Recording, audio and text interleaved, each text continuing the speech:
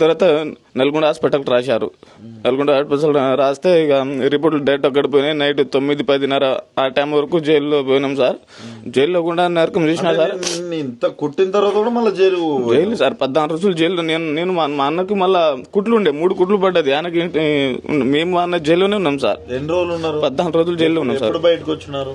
ఇప్పుడు ఒక 4 days అవుతుంది అన్న. 3-4 days అవుతుంది బయటకు వచ్చి.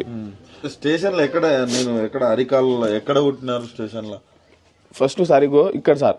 ఇక్కడ నుంచి తర్వాత ఎక్కువ ఈ పాదాలు పోయినా సార్. కింద టైం సార్. కింద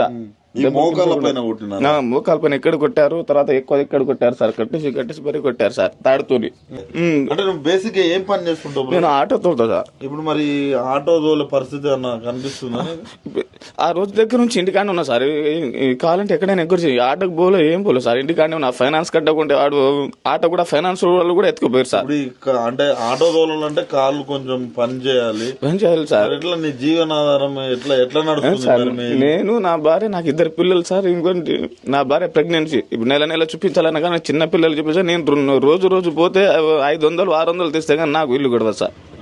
ఏమైనా మాకు ఏకైనా ఆస్తులు లేవు, ఏమో లేవు. మా నాన్నగారు కూడా లేదు. మా అమ్మ కూడా పొద్దున కూడా వస్తే బేరానికి పోయి పండ్లు వ్యాపారం చేసుకుంటారు సార్.